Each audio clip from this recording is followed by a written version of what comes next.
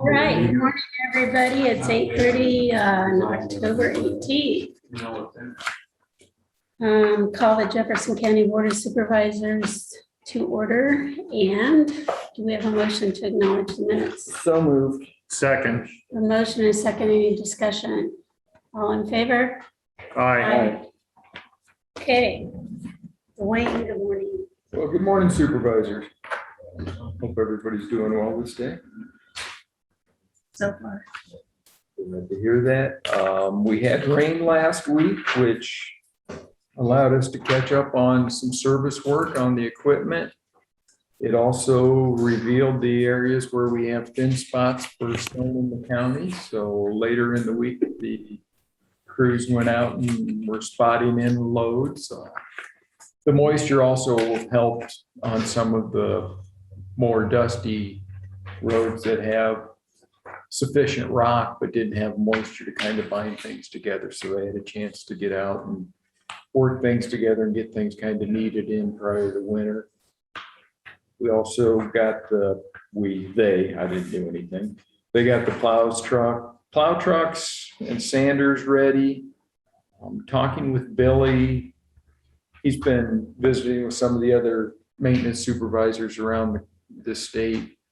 And we're going to try carbide blades on 4 of the motor patrols.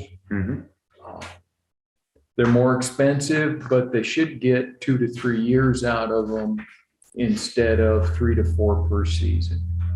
So if we get at least 2 years, they break even. If we get anything over 2 years, they're more money in pocket. Yeah. So we're going to try on 4 of the 7. We'll see how that works for us and proceed from there.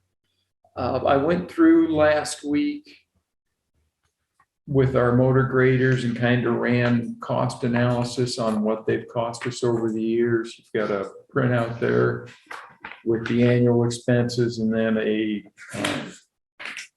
annual or a present cost of what that annualized expense is. Grader number 10 is our oldest blade. It's not our highest cost blade to date, but it's also had a cycle of every 4 years. It has a major breakdown. We're on year 3. It is one of our spare blades, so we don't use it all the time. But right now it's worth about as much on trade-in as it ever will be. So when we go next year to budgeting, that is probably the machine that we'll look to replace. And I'm looking, I think blade number 7 is our next most expensive one, and that had a transmission issue, I think. I've got them looking in to see why that one's so much higher than the rest of them. But I wanted to just kind of fill you guys in on that. And right now, Mark's compiling all that, kind of the same data on all of our rolling stock, the trucks and the other equipment. So we can kind of, as we move forward, we can kind of look at our annualized cost on those, and see where we're spending money and maybe where we need to cycle equipment out. But instead of just having a trigger at 10 years, we want to kind of look at what the maintenance is. And then also if maybe one operator is harder on stuff than another, and some of it has to do with the routes. The ones that run on pavement for snow removal are going to have more equipment wear outs on those types of years during the snow removal. And the guys with more grader or more gravel should have higher costs during the summer, you would expect. And we've got somewhere in your pile, I've got a invoice from Sadler Powertrain for a truck diagnostic system that our new mechanic used at his previous job. And that allows him to work on every one of our dump trucks. So it's a fairly expensive piece of software, but it's going to keep us from needing to outsource a lot of the repairs. And this guy was a pretty good find, I think. He has a lot of For a young guy, he's got a lot of experience working on heavy trucks and Well, that's equipment. Good. Doesn't have as much on equipment, but he looks at equipment as it's just a truck with a different shape. Yeah. Then I think I told you, last week we went with the Carlson CAD system. We could get 2 licenses from them for $3,300.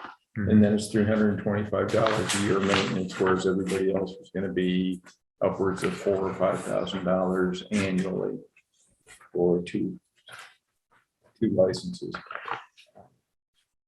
See, then you have a set of plans and a informational sheet about Odyssey, which is what we intend to do on Nutmeg and also on Larch. I'm gonna put those together as a single project. Since Larch is only 0.6 of a mile, it would be very expensive to bring contractors in for the specialized work Mhm. Are for there that any, alone. are there any roads in the area, southeast Iowa, that have this? That, No. okay, I was just gonna say, Yeah. I was out and about and wanted to look on. Yeah, it's not, they use it a lot up in northwest Iowa, and the plans that you have are from JD King over in Page County. He's done a few projects. He did one in 2018 and he just completed one this summer and had real good success with it. Ballpark cost per mile? About 350 grand. It isn't cheap. No, but it's a lot cheaper than paying. And, the thing is, with both of these roads, you need to deal with the subbase first before you worry about anything else, because they're both failing because they've got poor subgrade under them. Mhm. So Excuse me, the nutmeg you're talking about, is that the nutmeg north of Fairfield or east of Fairfield? that would It's- be east, north from Heartland to Salina. Slinus. Line the road. Yeah, about 2 miles.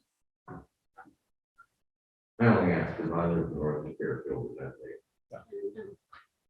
So this is, and what I've got figured is we'll do the Odyssey as JD has his plan in that, and then we'll also, after they're done, put a fog seal over it just to help mitigate dust a little bit. Oh, There you go. good. It's fairly low cost. And Good. I think for both of those routes, I think it'd be Yeah, they're both highly traveled. high traffic. There's enough residents on them that Truck traffic. having low dust for a nickel a square yard is Pretty reasonable. pretty cheap. Yeah. No.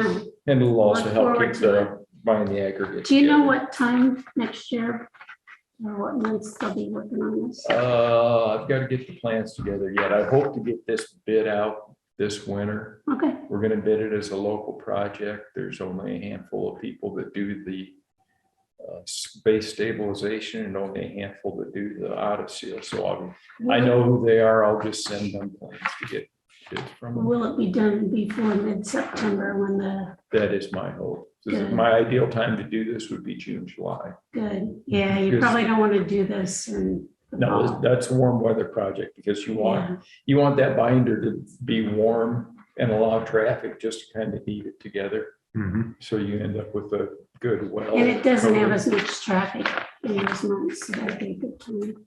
Thank you. Okay, and then we've got plans for what Calhoun Burns calls a vent pier maintenance, where they basically, it's for 2 of our bridges that have issues with the support. The decks are still in good shape, but the support is starting to fail. So basically you cut 4 holes in the bridge deck, drive piers down True. through them, and you've got the plans there, kind of shows the detail. Mhm. And then put a new cross support, basically just short of either end to help support it, shim it up, and then patch back in your holes. Mhm. It's a fairly low cost maintenance. It's gonna get us another 10 years out of our bridges, if not more. So Great. We've sent packets to Kerberger and Iowa Bridge, who are doing our 2 bundle bridge projects next spring. To get pricing out of them. We hope to have that pricing back the 31st.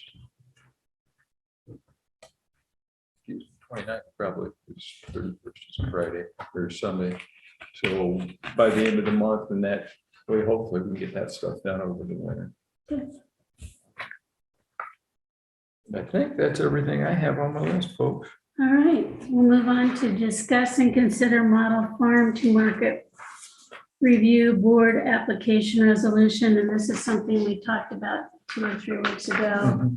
And we just wanted to get it in writing that basically switches, why don't you re-explain it? It's about 2 miles of, Yeah, right now, our current farm to market road in that section of the county runs from Nippa and jogs over and ends up going north to 110th on Oak, which has really become a level B road. We haven't been servicing it like a farm to market because it doesn't have the traffic. What we're proposing to do is, instead of jogging east to Oak, we're going to jog back west over to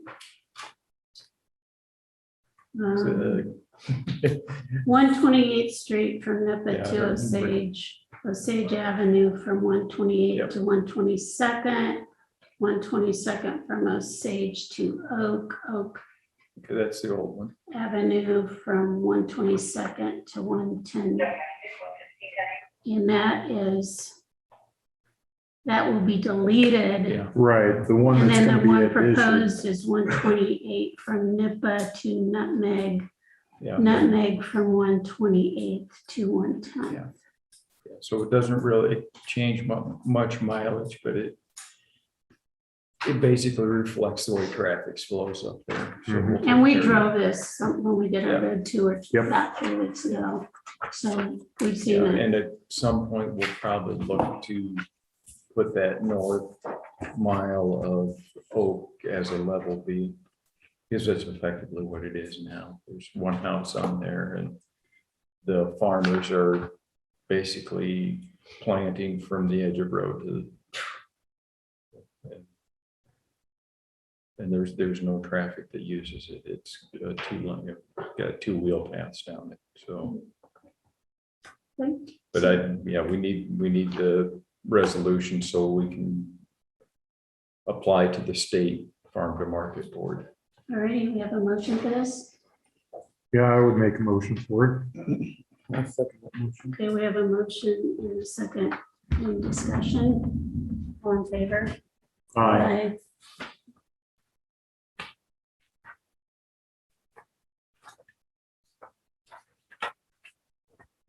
And the sign ones, we have 2 copies.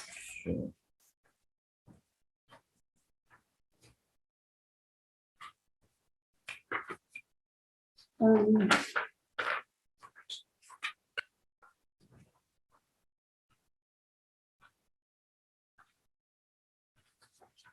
All right. Discuss and consider approval letter for Cider House LLC. We did one of these, it was probably about the last time I was chair, because that's when they moved into the county. Do we have the copy of that? Yeah, I laid it on the table on Thursday or Friday, so it's on the table. Okay, maybe I can sit over here. The copy just says Cider House located at 1949 Pleasant Plain Road has permission to manufacture, wholesale, and retail alcoholic beverages. Jefferson County does not have zoning, and this business is a positive addition for Jefferson County, and we appreciate their investment in our community. It's basically because we don't have zoning, they needed something for the license that said it's okay to do this in the county. The law was changed, it just updates the wording to match the new law. So, Okay, motion to approve this. so moved. A second.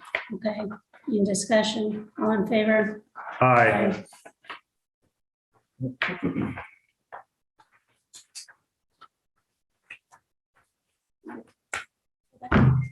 Okay, Brett Farrell, come on down. We have an update from Emergency Management 911, Brett Farrell. We do updates every now and then, and so we're glad you're here. Yeah, thanks for having me. I appreciate it. I always like to come on and get some updates of what's going on. How much time do I got? I'll try to make it short, but there are some important things that's been that emergency management has been working on. Just kind of highlight a little bit about what's been going on lately. Personally, on emergency management in Jefferson County, like any other emergency management, we work on stuff all year long. So right now, I am busy with grant process, which is due coming up the end of October. So we're finishing up that. There's 2 grants out there, the EMPG grant, which we write every year. It's basically an organizational grant, so the emergency management performance grant. And that's, runs on the federal calendar year. But basically all year long, we come up with a plan and then we act on that plan. So that includes training, exercises, meetings, fire department meetings and things like that we have to get done. And if we accomplish those things, then we're awarded a performance grant, which helps pay for the basically salary, emergency management, and some other things. So the other grant that I'm working on right now is new to emergency management. Came out, I think, in August when the notice of interest had been. It's an EMPG ARPA grant, which is part of the American Rescue Plans. So the funding's limited for emergency management, and there's some things we need. So I wrote a grant to try to purchase a enclosed trailer to be able to haul supplies around. Currently, I borrow the sheriff's office or whoever I can. We would like to have one of those in my office just because of the whole COVID thing. And I'll talk a little bit about that and you kind of understand why we need that piece of equipment. The other one is a deployable scene lighting that it's basically a generator it has telescoping LED lights that we can deploy anywhere for extra lighting and good lighting in any kind of disaster or incident that might happen. Now, we support fire departments and law enforcement in certain situations such as search and rescues and things like that. And when you're in the middle of the night sometime, you don't have the lighting that you need to accomplish what you want to accomplish. So we did find out that total bill on that was around $22,000 for those 2 pieces. We did find out that the county's only going to receive about $13,000 of that. So that would be a future talk on how we can fund the other part of that. The trailer obviously is the first thing we need, but that has been approved. I'm currently working on some paperwork on that, inventory management procedures and some procurement procedures that the state is looking for. But besides that, I just got back from the Iowa Homeland Security Conference last week, and that's always a good conference to go to because your peers are there. It's in Ankeny, and they have all kinds of good sessions that you go to and learn. And it was interesting because you never know what you're going to sign up for. You sign up for the ones that you think that you're going to learn the most for to bring it back to your county. And the 2 that the one was on the derecho, and they actually had Lynn County Emergency Management talking about how their comms were down, the debris management, sheltering, and sheltering is a big part of a disaster like that. And they realized that they were shining. So I got a lot out of that. The other one, we had emergency management from New York City, who talked about the beginning days of the pandemic back in March and how the world perceived just by watching the news and how he perceived it as, and they made it he said it was very political. And so I got a lot out of this because from the president down to their governor who had different opinions, down to the people that were doing the footwork, such as emergency management, health departments, hospitals, health, that it wasn't like you saw on TV all the time. And that was a really good class. So I was up there for a couple of days, back Thursday night. I wanted to talk about the 911 alert system, and we put this out back in June the state of Iowa switched vendors for wireless emergency notification. So we were with WINS, which was basically the wireless emergency notification system. They went to a new system called Rave. You have to go on the switch and sign up for that. We put it out there on social media. Yeah. I was on the radio talking about it. I know public health and every other entity I can think of shared it. So we got the word out that way. But you can go to alert.iowa.gov and the page comes up, and there's a couple ways you can sign up for this. You go in there to alert.iowa.gov. It comes right up. You scroll the bottom page, you click on Jefferson County, and you can go in there and put your phone number, email, voice. You can pick however you want these notifications to come. Or you can go to download the 911 Smart app. It's just 911 Smart. And the system's a little more robust than the last one. And the app gets into a lot of details and asks you a lot of questions. You can do a lot of things with that app, such as if you have medical histories, whatever. And the goal behind that part of it is that if we were to have a disaster or something happen, an incident, we could, through the database, people are signed up. We could, if we have to evacuate, we would know who might have a condition where, they can't get out of their house and we actually have to, go in and get them and stuff like that. So we need everybody to sign up for that. We've had some problems with our outdoor warning sirens. This year's been, they're outdated, and, we're looking at quotes, working with the company now to get those, but What's that gonna cost to replace ballpark? we Don't know. don't know. It's going to be quite expensive. We have 3 in Fairfield, and then Libertyville, Lockridge, Packwood, and Batavia have sirens too. So we are working with the company now to troubleshoot some of the issues we've had. But that is something on the radar that we need to be thinking about. But those outdoor warning sirens are just that, they're just to be heard outside. To be able to get it on your phone with the technology, anywhere you're at, that's the way that you want to go for getting warm. I will have that information. I'll have it here at the courthouse. It'll be posted down there. I'll hang it up there, and obviously it's on my Facebook page. You can go to that Jefferson County Emergency Management anytime and look. And we put a lot of stuff on there. We currently don't have a web page, but I just talked to Lee back here about putting some of this on the county web page, and getting in contact with the person that does that. So we did a hospital active shooter tabletop exercise a couple weeks ago, and we had obviously hospital, public health, law enforcement, fire, EMTs, EMS involved with that, and it was we were a participating site, so we did that in the conference room at the law center and went through that whole thing. And those are the type of things that emergency management a lot of times takes the lead on or is involved with, to make sure that we're planning for not just that kind of stuff, but anything that might happen in the county. We work on that daily.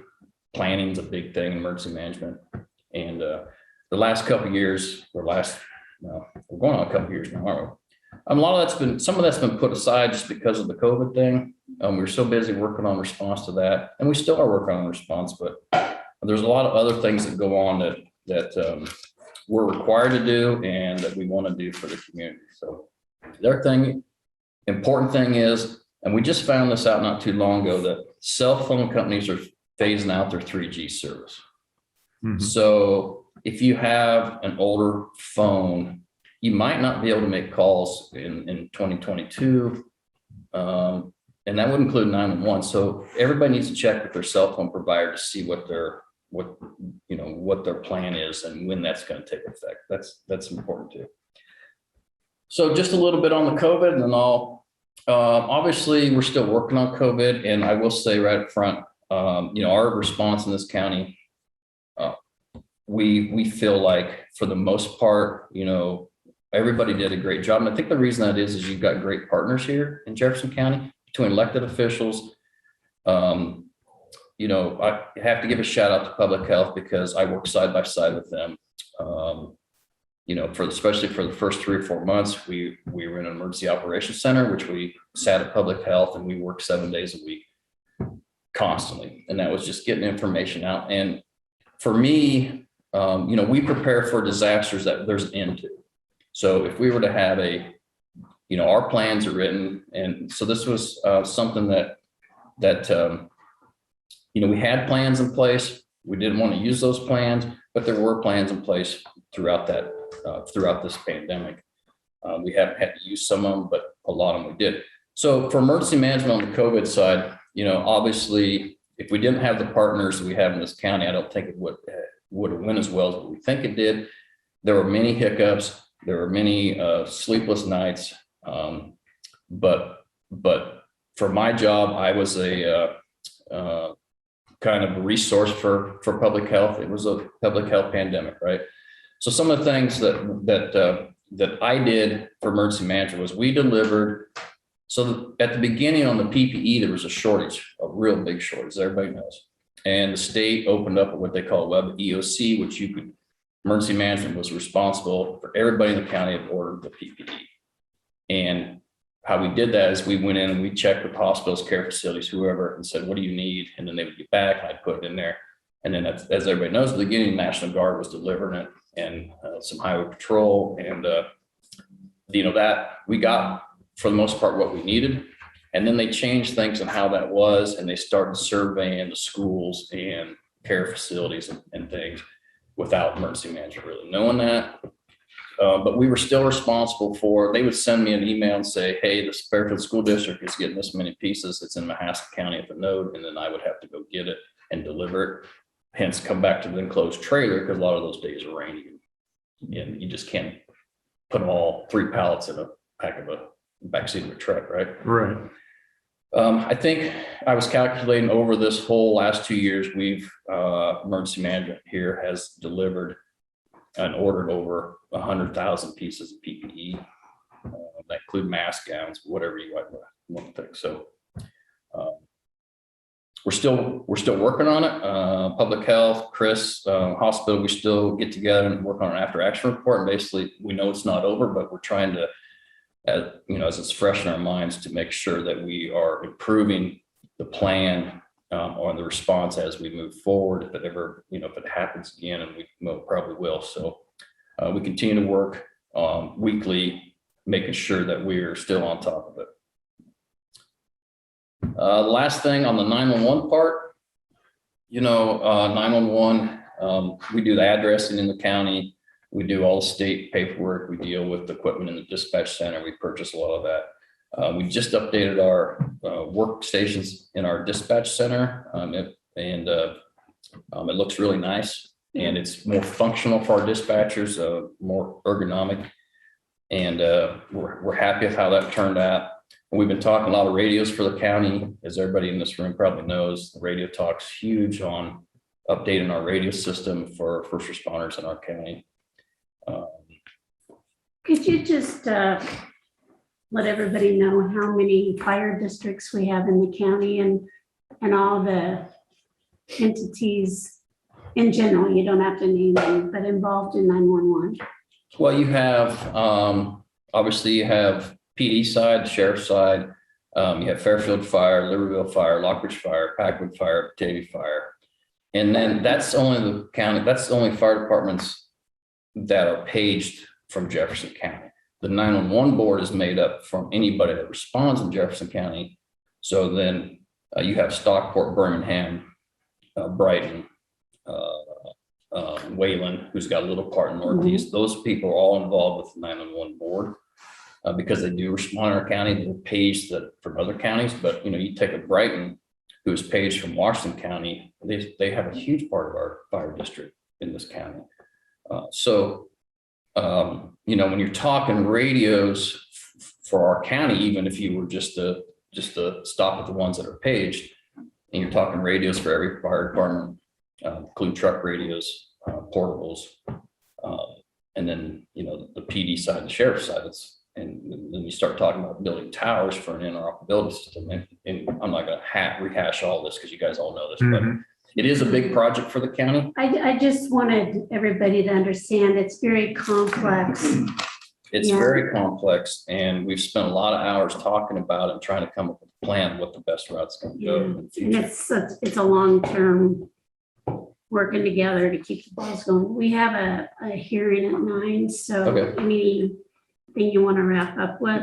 No, I'll come back. I want to talk about funding for emergency management sometime, so everybody's aware of that, but we Sure. can do that another day. Yeah, the emergency management, Brett does a really good job of pretty much living on a shoestring budget. And we're trying to figure that out because over time grants, of course, keep going down.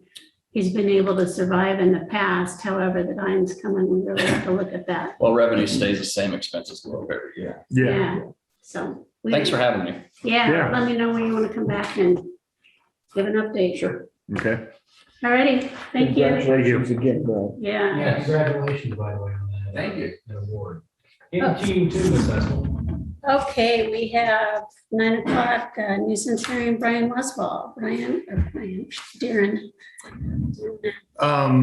Yeah, Brian had requested a hearing to come in. The county did a cleanup on his property out north of town. And you had some things that you wanted to bring up with this. So if you'd come up and sit up here with us. Morning. Oh, first I want to say I'm very disappointed the way this went down, because I asked numerous times for the list of what was supposedly expected, and all I ever got was the county code, Mhm. which I'm not a politician. In all truthfulness, I really wasn't able to interpret. That's why I just wanted a simple list. Okay. There were vehicles taken that were titled. They spent a couple days in my cattle yard and out in the grove. There were brush piles loaded up that were not around the house, you know. They were out in the grove. I lost running gears, I lost bale forks, I lost some equipment out of the deal. Lost a lot of building supplies. I was gonna, it's a work in progress. I was in the process of remodeling the house and stuff, and I lost a bunch of stuff that way. Like I said before, I'm not saying I wasn't at fault, but I was never taught to explain, I guess what was it? I realize this all started with a violation probably, or not a violation, with somebody turned me in, somebody was upset or something. I'd have been happy to know, just to start out there and see if I could have resolved it from the get-go. So I guess that's my point. If you got any questions, like I said, I've got a list of some stuff that if you want to see. Would you guys like to discuss any of the stuff that is claimed that's being taken? There, because for starters, if there was bale forks that was taken, that would not have happened. That's agriculture. We put everything all in a line right by the fence. It was right underneath that pickup box. The vehicle, any vehicles we'd ask, we need to see proof of up-to-date registration at the time of the seizure. If it's not provided, they go. The stuff that was taken from the cattle lot was TVs that was down in the ditch, which is inhumane, running through the creeks. Tires, there are 650 tires come out of the place. That was the stuff that was in the cattle lots, except for there was a building that only had a back wall and 2 side walls. No front, no roof, no nothing. That to the code that we go by, that's a dilapidated building. Now, but if we want to get too technical, by all rights, the house should have went too, because the foundation is crumbling. There's one wall that is completely gone underneath of the house. But the reason that it was left is there's a new roof on it. It's showing signs of progress that it is being remodeled or brought up to code. So it's one of those things. The house was a gray area and we left it, because it does show signs of And the building materials, there was 10, one stack of 10 he took. And then the other stack was rusty, holes clear through it. I mean, rust holes, not just nail holes from where it had been, you know. And then as goes for the supplies that he's claiming, that it was reclaimed old rotting wood laying on the ground that was 3/4 rotted. I mean, if it would have been more solid or something, we even took the time for hog slats and stuff instead of getting rid of them because they're considered agriculture and all that, which in reality, yes, he plans on using it, but at the time, it's a big eyesore. But we put all the hog slats and everything out back into a nice pile. As goes for the rotted wood and the half rotted tin, that to the code that I go by, that stuff's gotta go. I have some pre-pictures and post-pictures taken as well. So this is during the project or before the removal. Sure. And then those are numbered per violation that cited in the ordinance. And then here's some post pictures that were taken after the cleanup, what was left. And it shows agriculture being put back towards the back portion of the property.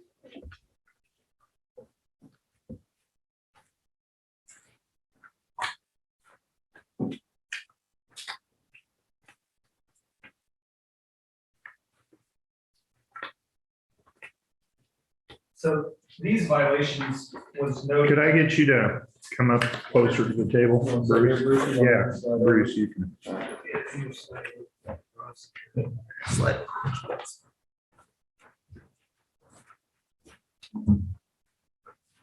So the initial violations were noted in April of 2019.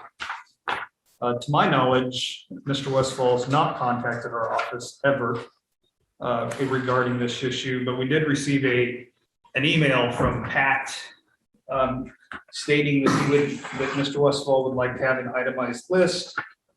I think you can look at the pictures and notice pretty quickly that the itemized list is, you got to start somewhere. And I think there's enough in those pictures to indicate from the ordinance where you should at least start, since the first violation, it talks about flammable junk, rags, rope, cordage, rubber, bones, paper.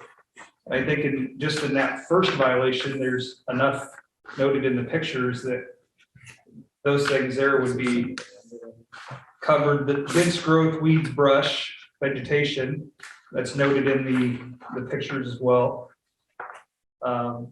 Garbage, trash, rubbish, rotten lumber, junk, and any other materials constitute health safety. And just in those, again, we don't necessarily go outside on site and say, okay, this piece, this piece, this piece, this piece. You got to do your own due diligence according to the ordinance on what and where to start.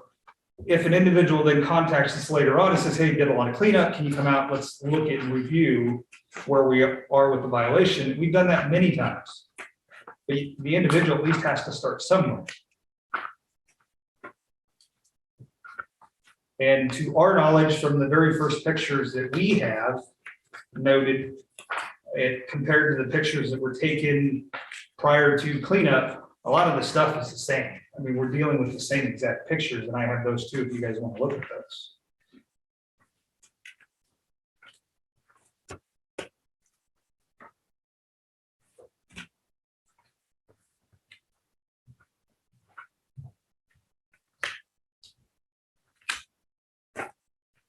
I do admit to taking a running gear out of there, but that was because it was in 2 half sections. Looked like it was busted. If it was something that was going to be put back together, I'm at fault for that. But there was the other farm machinery that we had left that should have went, was rotten on the bottoms. I mean, it'd take more than what it was valued at to bring it back up to standards. But we were nice and we left stuff like that. We try to cater to the people I mean, we just don't go in there and be total rudeness to them and take everything they got and what they've worked hard for to have. And just so everybody knows, as I'm sure you guys do know, Buddy's the contractor that did the cleanup. He's not a Russ employee. Kent Hummel is here also. He is a Russ employee. He was the one on site. I was not on site, but they do their best in looking through, what pieces are and, what they are as a whole. And it's not every time it's clear to us. There's some metal that was left that, from my understanding, was going to be used as far as a fence. It's not something typically we see in the state of Iowa that is used for fence, but we do have pictures where it is up on current fence that's up. And so Kent made the decision at that time, yes, this appears like it's used for agriculture, at least it's a fence going around the property. And so they piled it up and put it back towards the portion of where I think he's got a couple cows or animals in a feedlot. So it's not that we blatantly go in and take pieces that may or may not be agriculture, because not always is it clear something is or isn't agriculture. What you're using it for it is kind of a, one side of the fence or the other.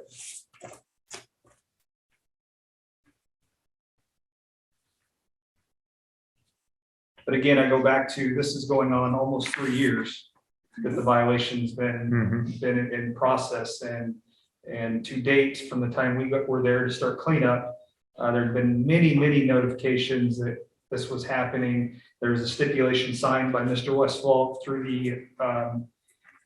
the county attorney office and noted that this was a clear violation, and I don't know if any of that's ever been paid on either. Well, we wouldn't move to this direction or this point had the violations been paid on or at least acknowledged at that point. And that had not happened, at least according to Pat McVan, who's on with us here as well.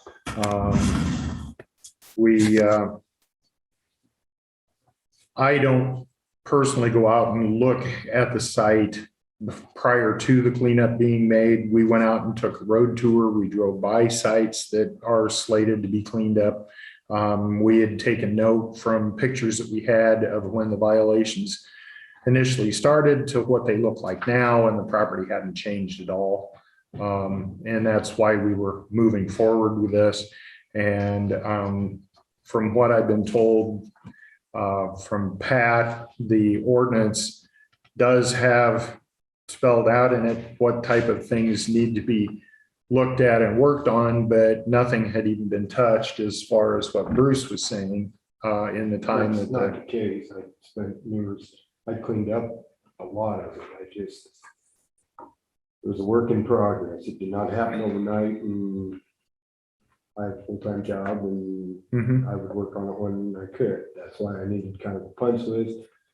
Originally, there was some things in the right of ways and stuff that the county were upset about. I got that all moved. There was some siding. There was the buildings that you're talking about. Yeah, they only had 2 sides left, but that's what I wanted, the light poles and stuff. I was gonna put a roof on them, and I mean, it was a windbreak. It's more than the cattle got now. And what I'm saying is, when I was there and was trying to explain what things were and what they weren't, I was basically told that this process was in order and I had no say. So, but there were brush piles loaded out of the cattle pasture. I mean, there were bills racked up that there makes no sense for. I mean, a 2-wheel trailer loaded with firewood was the first thing that was dumped and hauled off. I mean, yeah, it was junk wood, it was campfire wood, whatever, but it wasn't hurting anything. It was on the trailer. On a rusted out trailer. The trailer. That's your determination. It was, it needed 2 tires, and I mean, it was for firewood. That's why I'm saying that the opinion, the law is very vague. I'm not denying the violation. I'm denying the fact that nobody would talk to. That's. Have you got any comments on this, Pat?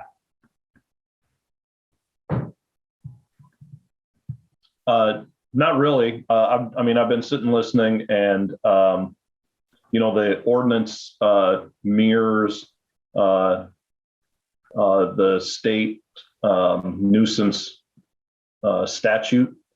And then it becomes an issue of sort of interpretation, the beauty in the eye of the beholder type of thing. And, when we get to the point where the county is involved in doing the cleanup, that changes whose eye gets to make the determination. So, that's where we were. And I appreciate everybody being there to kind of discuss it after the fact. I wish this type of discussion could happen before. But what we've talked about in the past is that, Russ does not go on to people's property without permission. The initial photographs you'll note are taken from roadway or from public access spots.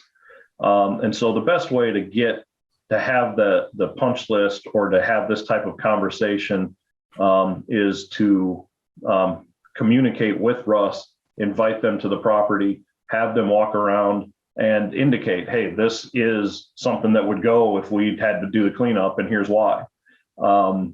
It's a good conversation to have. It's the wrong point in the process to have it. It probably should have happened, last year at this time instead of after the cleanup. But I do appreciate everybody coming together and having the conversation now. It's a learning opportunity for everyone involved, and including the county and including the contractors that we work with. And I'm glad that we had that opportunity. So that's what I got. Okay, thank you. Any comments from you guys on this, the other supervisors? No, I just want to reiterate, it's been a long process just to get here, and it's gone on a long time, since April 2019. We appreciate you coming in. We don't undertake this lightly because it does cost the county a significant amount of money. In this case, it was over $20,000. Right. So it's something that through the years, the board has made a commitment to clean up the properties because it is part of our charge. And so that's why we've got the process in place. It sounds like, as with many things, communication is the key. So. Well, there was communication made, and all I ever heard was I'll get a hold of a superior and and then I may possibly get a certified letter. So there was no communication. When you say communication was made, you I contacted somebody? Kent and asked him what he wanted, and I needed a punch list. I physically contacted him on the phone and asked him over a year ago. And I got a copy of the county code. Which is, Absolutely. And that's where it also comes to, like, I can't tell you if the whole ditch is filled with trash and everything. Do I really need to say, pick this bag up, pick this cup up? So the code That is is not what I asked pretty- for. Here's pictures of the initial violation as well. I mean,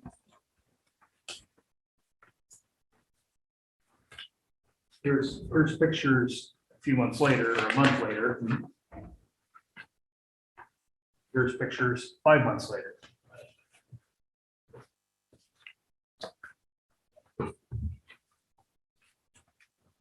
There's just a few days before that.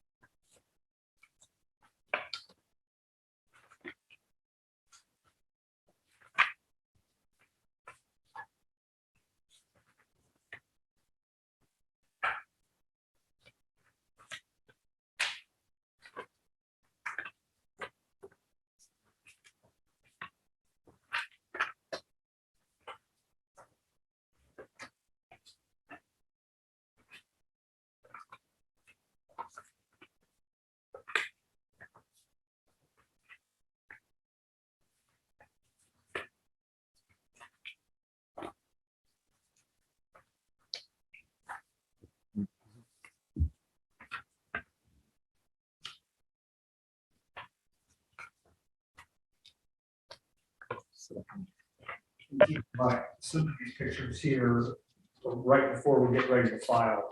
So we don't need to have 30 pictures of something we already have pictures of.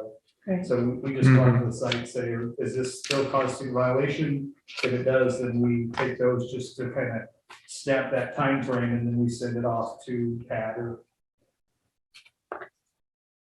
Well, I was just looking at some of the pictures that were taken on the 27th, which just passed, and then pictures from 2 years prior to that. September 27th of 2021, and then pictures that were taken September 25th of 2019. And there's really not much difference at all between the pictures of what's laying where and that. There was a couple of cars that I saw. One you could clearly see was on the right of way. Another one that was right behind it that wasn't. The red one was moved from an earlier picture to a later picture, but the blue one was still in the same spot that it had been previously. Those kind of things were what I was looking at when I was looking at these pictures compared to what prior to cleanup, after cleanup. And They were on the cattle pasture. They were on the right of way. They don't. But we asked for proof of up to date or storage. Right. It wasn't provided. I had the sheriff's department there, and That- the first thing that I did was have them mail the vehicles. Right. That's what I was going to ask Pat, the ruling on a titled vehicle versus one that's registered either for use or storage, because there's 3 different things going on there. Can you explain that a little bit, Pat, what that's all about? So we had looked at that in the past, on a prior cleanup. And the question was, how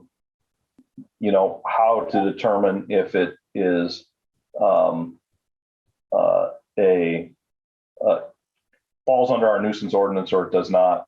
And the issue came down to current registration or storage. Because reality is anybody can have a vehicle that they titled once upon a time and then sits, and you still have that title, right? Mhm.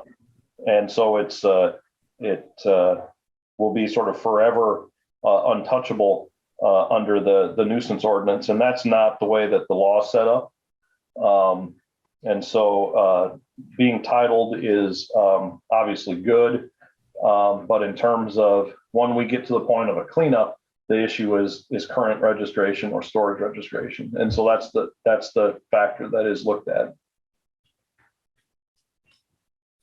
Now, is that ever talked about during the process when you're going through the prosecution phase on a property cleanup?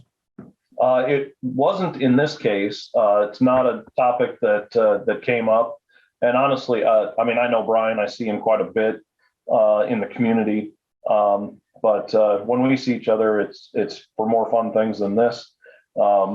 And so most of my communication was with his attorney. And I honestly cannot say that is a conversation that we had or a question that was asked back and forth. Okay. All right. Well, we do have the final bill that came through, and we do have to pay you for the contract for the work that you did in the cleanup and everything. Stuff is all gone now. It isn't coming back, unfortunately, but we're going to stand by what was done by Russ out there, and I am, at least. I don't know about my fellow board members. I guess I can't speak for them, but I will stand by what Russ has done in this case. And it also mirrors other instances of cleanups that we've done just recently with them, and in the manner that everything went with that as well. Cases that started several years ago and nothing seemed to be moving in a direction that seemed positive at all when it came to getting places cleaned up. And that's why the board was tasked with going ahead and authorizing some budget for coming up in the next few fiscal years in order to be able to perform some of these cleanups that just have not taken place. And most of the properties that we're targeting first, again, are ones that went through the fine process and no fines were ever paid, and not much visibly had been done on places for the time period from when the initial violation was recorded all the way through to the time of the cleanup by the county. So I don't know beyond that what we can do for you as far as anything, but that's where it stands at this point from what I see. So I don't know, do you guys have anything you want to say about it? I think you summed it up pretty well. Okay. So, All right. Well, Thank thank you you. for coming in. Thank you for your time. Yep. I get at least one copy of the pre and post. Case of the post. Yep. yeah, There we go. You guys want a copy of? thank you for coming in. Yeah. I just need one. Okay. Thank you. Okay, Pat, update on national opioid litigation and settlement. Again, this came up several years ago at one of our meetings, and you want to give us an update? I do. We, in our office, received a mailing from the Attorney General's office for the state of Iowa. I don't know if the board also received a similar mailing or not, but the mailing talks about kind of where we're at in the settlement process. The state of Iowa, as an entity, has agreed to a tentative settlement with a couple different pharmaceutical companies, not just Iowa, but it's a nationwide settlement. Not saying everybody is joined on, but a large number of states have joined on. And it's in the neighborhood of $27 billion. And so now the process has started in terms of having municipalities that are qualified. So not just the state, but also counties, and I think cities over 10,000 are also potential plaintiffs in this case. And so they have sent out information to us to review the settlement and to determine by no later than January 2nd, that's the date everything has to be finished, if we intend to participate in this initial settlement conversation.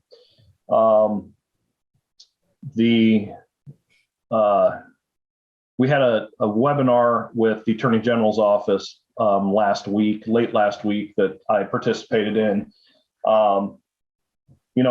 $27 billion sounds like a lot of money. When you break it down amongst all of the different municipalities, a majority of the money is actually going to go to the state, and it's going to go for opioid related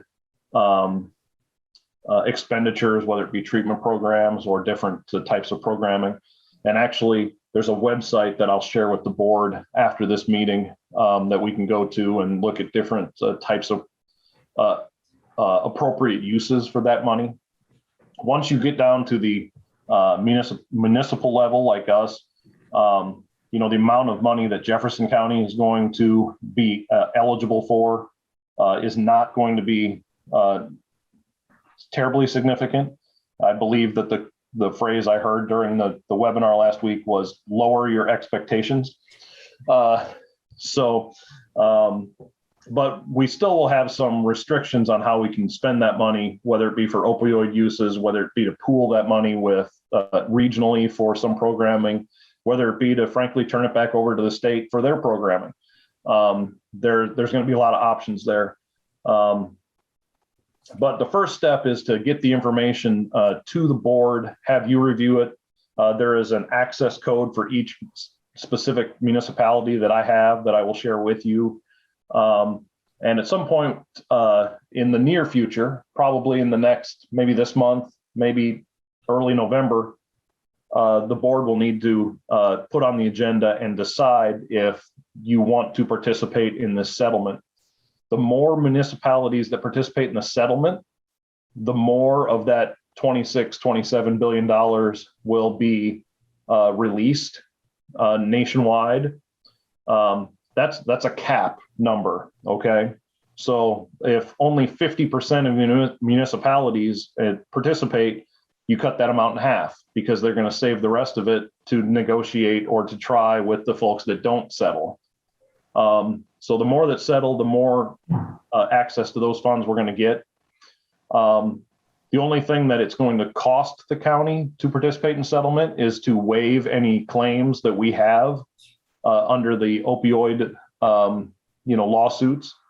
I don't know if any of you were on the board at the time. I saw Lee in the background. He was on the board at the time. Yeah, I was here. The decision was made that we were not going to join in any of these lawsuits. Initially, we thought it was going to be very difficult to put together the statistics necessary to show the individualized harm within our community. Not that it doesn't exist, but that the data was going to be hard to mine. And so we did not participate. This allows us the option, sort of like a class action suit, allows us the option to participate in the settlement without having joined any of those lawsuits up front. So my opinion, the county waiving their right to sue, we're not really waiving a whole lot because we made the determination early on that we weren't going to. Anyway, that's kind of where the process is at. I'll share specific information with you, the website that you need, the access code to kind of get in and look around. We can talk about next steps in the coming weeks, where you can share questions with me. And then I'll be encouraging the board to put consideration of participating in this settlement on their agenda in the next coming weeks, probably no later than 4 weeks from now. But if everybody's comfortable and we can do it sooner than that, that would be excellent too. Okay. So you will send us a link, and on our own, we will each contact you with questions, correct? That would be my preference. Unless if you want to put it on the agenda and discuss it again, that's fine with me too. But So it sounds like we'll need to do that at some point, but first we should do our homework individually. Right. That's what I'm hoping. And frankly, there's a lot of homework for me to do too. I've looked around this website just a little bit, and there is a lot of information there. The actual settlement document itself is several hundred pages. It's there's a lot. So Light reading, right? Intern. All right. Intern reading. We will look forward to that email with all that information. Yes. All right, thanks, Pat. All right. All right, discuss and consider our job description. I know Susie's got some meetings coming up on that. So anything else you want to say other than? No, not really. I have a meeting later on this week. I just think it's very, very early to consider this. Yeah, we just said it our last time we brought it up, we put it on today's agenda, and that's why it's there. Okay, discuss grant opportunities. I just put this on as discussion only because there's all sorts of grants floating around. And board members may know of others, but it seems like every other day there's a new opportunity. I know from a Pathfinders, we had that last week, that there's some grants. I think there's one that's a CBDG that would be a possibility. The governor just released 200 million for broadband, and I sat in on the webinar for that on Thursday. And it was really more for providers, but it was helpful information for me in that. Here we go. It's Empower Rural Iowa grant application. was a webinar. It's on the OCIO website if anybody wants to listen to it. But it's different than the previous 100 million that she had, in that this one is tied to federal dollars. And so the reporting criteria is very different from previously when it was just the state. As we can appreciate with the federal government, there's a lot more hoops to jump through. So it has to meet the US Department of Treasury ARP reporting guidelines, has to be a 100-100 build out, which is previously, I guess that was a little bit different. And if any other providers that previously submitted for the 100 million that the state had want to know about their scoring and why they didn't receive it, they are welcome to contact that office for that information. However, it's not as relevant with this process as my understanding because it's different criteria.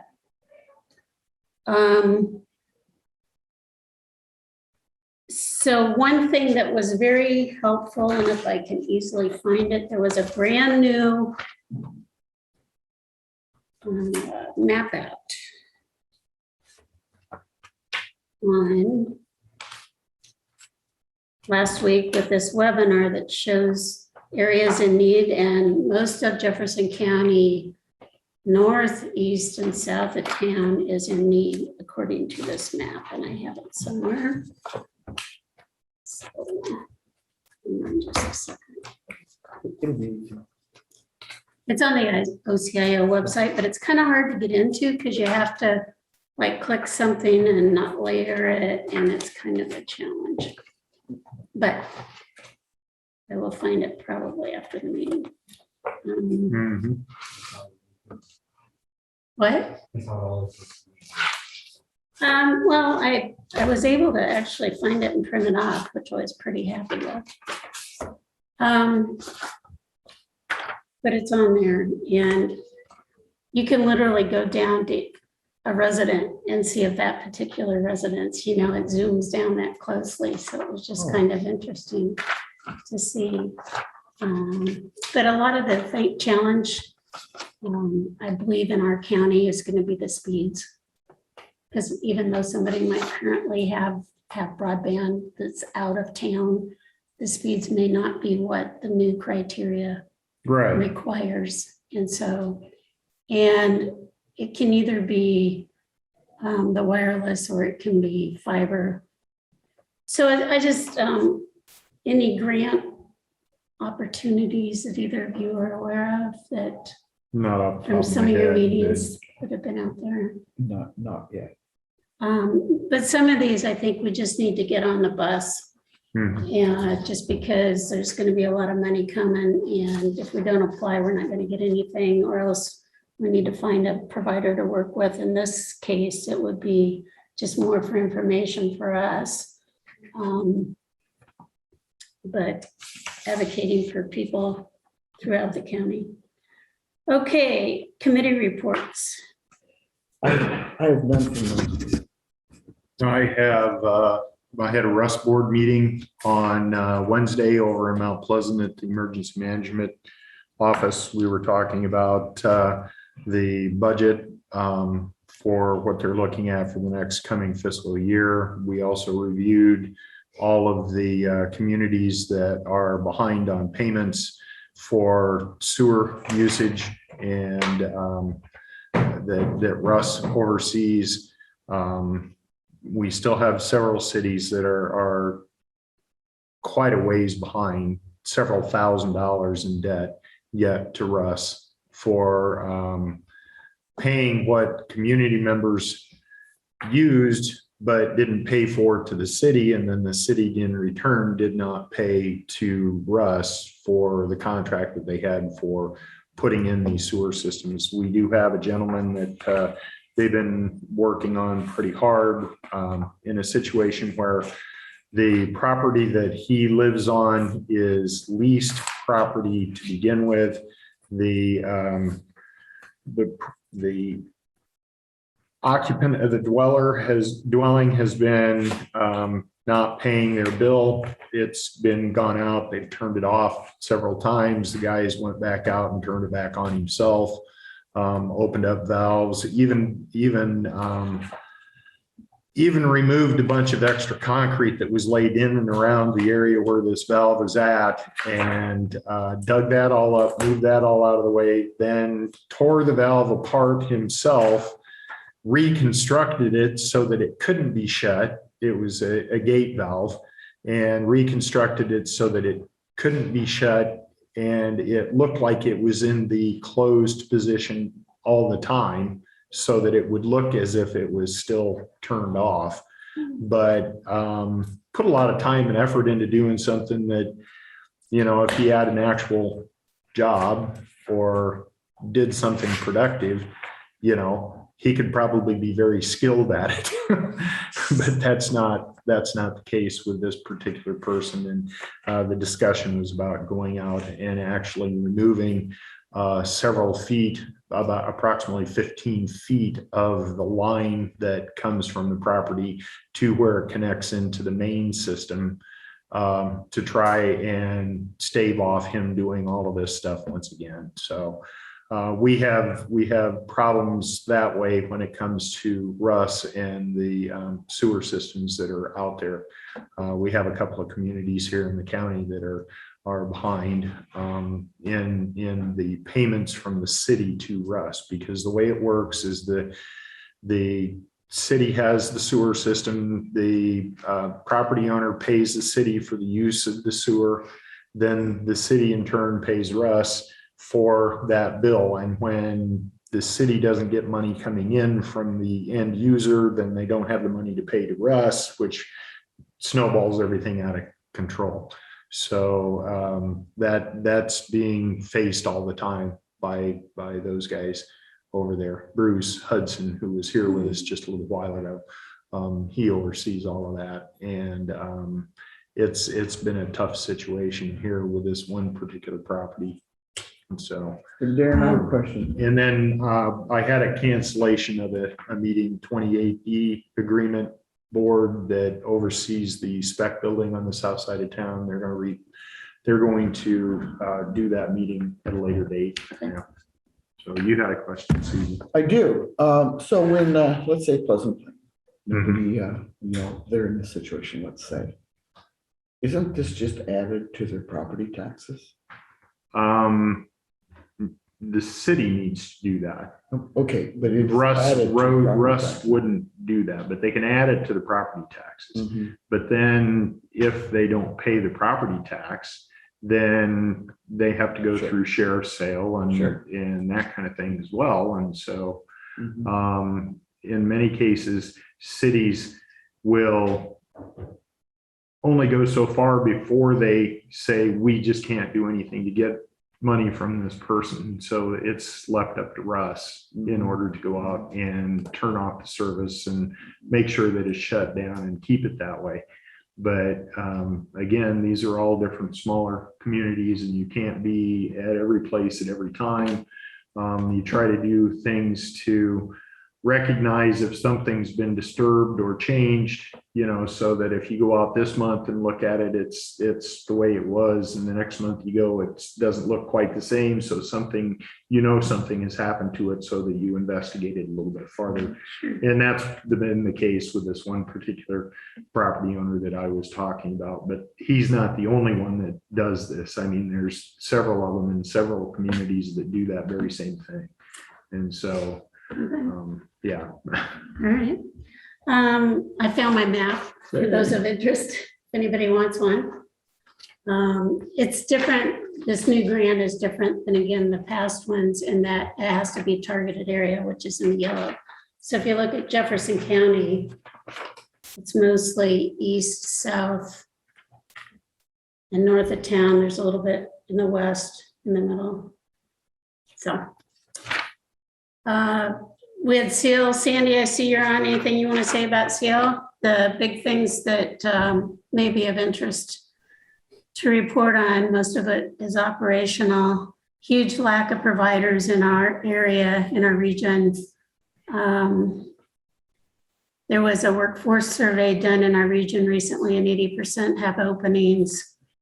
And that's probably the biggest issue that SEAL has, which affects the ability to provide programs, obviously. The other one is we had quite a bit of discussion about this new law. And it sounds like it will be an adventure. Finally, I suggested let's invite some legislators to our next meeting so they can get an appreciation and understanding of the issues. But basically, the auditors will be getting guidance from the Department of Management, but the guidance from the regions is going to, for the regions for mental health, will come from DHS. So we can all anticipate how well that will work. Sandy, anything you want to say about the SEAL? What I heard also was when it comes to the Department of Management, they basically kind of looked at each other like a deer in the headlight look. Like, what? You know, sort of thing. So, yeah, there's a lot of things that have to be worked through. And one of them is that Fund 10 is scheduled to go away, which pays all of our local providers, like Sandy's position in each county. So obviously that will need to be addressed in some fashion. So they don't know if the money will go through the regions and come back to the counties. All that needs to be determined by next July. So we'll see where it goes. A lot of work that still needs to be done on implementation. You know, a lot of times these laws pass, but it's the implementation that is the challenge. But definitely we have a workforce shortage in providers in the mental health area in this region. So that is a huge challenge. We put that request for proposal out to for 4 different programs, and there was not anybody that was interested. Yeah. They did not have enough workforce. So, yeah, that was the main thing, I think, from SEAL. Yes. Moving on. Public comments. Do we have any public comments? Can We you got a move up comment from Ray. if you've got a comment? Okay. Actually, it's a favor to ask the board. Brett and I talked about this a lot, and I know that the board has dealt with it. But we have, and I'm going to pick on So Fair Farms because that's one that we need to address right away. But the mini home situation that the board has dealt with, we have a situation out there where we have one 911 address. And not to be flippant, but obviously if you have a fire, you'll see the smoke in the day, you'll see the flame at night. But if you have an emergency call out there, somebody needs an ambulance, we're not going to be able to find what that location is. And we can do each one of those with a 911 address. It'd be somewhat problematic, but we can do it. But the question is, as you're well aware of, all of you are, they move those things around. They So move then around, yeah. Right. that changes the dynamic. So I'm not 100% sure how we need to address this. I mean, obviously putting numbers on those houses, which they did down here on, what is it, Kale? Kale. Okay. We got all the 911 signs out on the post, and then they've numbered each one of those homes. And as long as because they're so mobile on like down there, we have some concerns, but our largest concern is if there is an emergency situation and we can't respond. So we're asking the board's help. We started working on a tiny home project probably about the time COVID hit. And that's kind of where we left it. Pat, under our current procedures, since the county doesn't have zoning, it makes some of this more complicated. So can you refresh our memory on what, if anything, is in place or would need to be in place regarding addressing or anything like this? Correct. Yeah, Brett and I have sort of started a conversation, but we haven't had I wouldn't call it a real conversation yet, but we do have a uniform addressing ordinance that requires and implements the 911 code. And I think that there's a way that we can utilize that to address some of these issues. It's one of those things where I think it's a conversation Brett and I have and figure out if it will work, and if it does, what it looks like, and if it doesn't work, what do we need to do? But I think that that's where the remedy lies, because it's not a zoning issue. It's an E911 issue, in my opinion. Okay, So, and we have an ordinance for that. So I think that's where the answers lie. access issue. Yeah, Process. It's a process. issue. Yeah. So right currently, how this works is if someone's building a house or they're building something in the county, word of mouth gets them to call my office. And number I have them come in, or they can give me a parcel number and we can figure out where the driveway is going to be. And you got to understand a 911 address, and we use Geocom, which is a company that, does all over the United States, and they're very strict on longitude, latitude, and stuff like that. So you have to know exactly where a driveway is at on the property. If it's going to be on the west side, if it's going to be on the east side, that's going to determine what that address number is. And so if they, once they get a hold of me, we can figure it out, and we've been pretty good about this. But I've said all along that just like the cities do, or other counties do, there needs to be a process for this. So it needs to be known if they're going to build a house, a hog confinement, put up a building, people are addressing their hunting lands now in case something happens. So they have a nearest address point for someone to respond. That needs to go through a system to where that gets okayed before we address it, before we send the information to Geocom with the exact points on there. And what Lee's talking about south of town, someone buys a parcel of ground, and I'm not picking on these people, but it's never gonna get any better. We addressed the first house that was out there like we always do, and then there's other homes that have moved in there, be built, tiny homes or whatever, that aren't in it's not so much they won't have house numbers on them, but they're not in our 911 system. That one standalone 911 address at the road is in there. So unless they're all going to be saying that they're at this address, which then you have to drive in, and then you have to find exactly which one it is. well, That's where we don't have that process in place to either approve it or not approve it.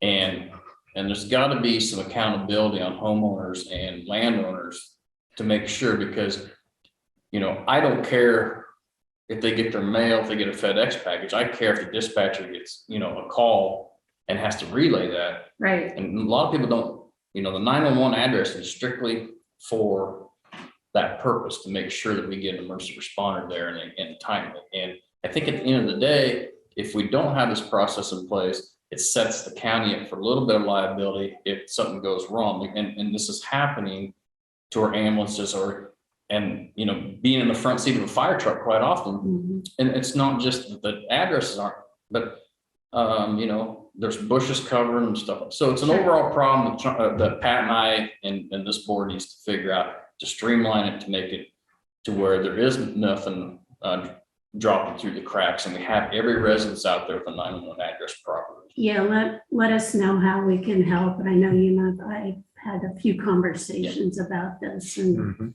it's a challenge. So you and Pat work on it, and let me know if you need anything. And we from will us. be charging a fee for 911 addresses moving forward. I mean, the 911 service board, we have to pay someone to install those signs. We have to pay a $12,000 a year contract with a mapping company. It's time that we recoup some of those costs. And the board talked about that. The board approved it. Let me look at the ordinance that's there and make some suggestions, and then I'll share it with you, and we'll use that as a starting point for conversation moving forward. Sounds good. All right. But it's a safety thing. It's all, it's a safety thing. Thanks, Pat. Thanks, Fred. Yeah, It is, Pat. and it's steamroll. It just keeps going worse and worse and worse. Mhm. Okay. Going downhill. Yep. Okay, Chris. Thank you, Lee. Oh, no, you're fine. I just was going to ask a question. I didn't know where we're at with the process for the ARP funding. We are, Sorry. we are in limbo and we're waiting for Santa Claus. Well, he should be here shortly, just a few short Yes, weeks. he will be Right. shortly, Darren before has- that one. Darren has worked very diligently to get the number. So we now have a DUNS number, a We have SAM all number, that, and we're yeah. waiting on what's the latest number? Cage number. Cage number. So as soon as we get the cage number, the funds can be applied for.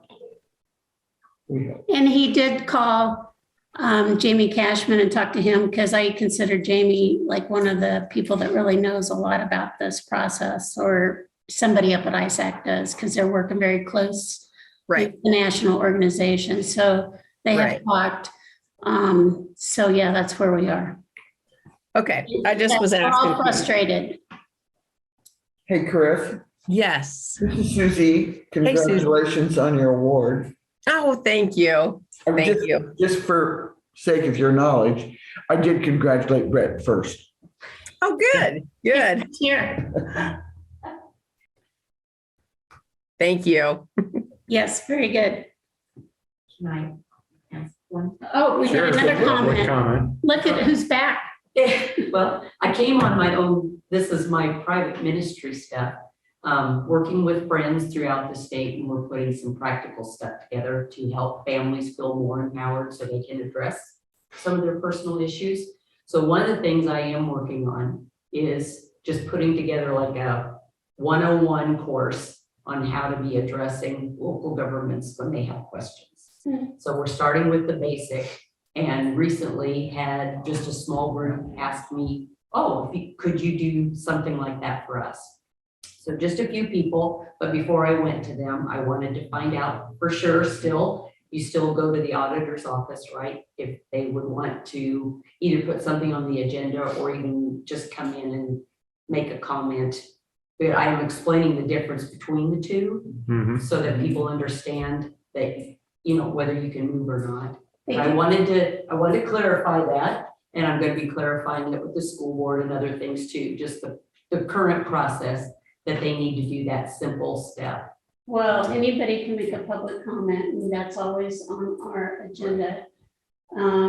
It's always good if they want to call one of the supervisors and just ask us questions, because a lot of times it may just be a simple answer. Yes, Sometimes it's not, obviously, but sometimes it is. right. They can always go to the auditor's office if for some reason they can't reach one of us. Right, and that was part of the thing I was going to explain, sometimes we don't know some of the ins and outs that are going on, maybe county-wise, but you guys are getting some questions. And that's what I'm finding, some people come to me, even at the city, going, well, it's probably just my thing and nobody else is interested, and I'm trying to encourage them, no, I think you got a bigger thing there, bring it before, but not everybody's comfortable having an agenda item. And so that's why I'm working on that. And quite honestly, again, contacts throughout the state, other people are saying, we could be using something like that too. That's why we're just putting together a little practical package. So I just want you to know, I'm doing some of that stuff privately, but it's kind of hard for people to know which hat I'm wearing sometimes. That can happen. Glad to do. To me, it's giving a simple skill that there's really no outlet right now where that kind of thing is being taught in our schools or even in our churches or anything like that. And so as we were discussing, what are some of these upcoming needs, saw that as just a simple thing. So people aren't afraid. Today was a good example. A lot of times their interactions they feel are coming from a hostile situation. And what we want to do is start alleviating some of that.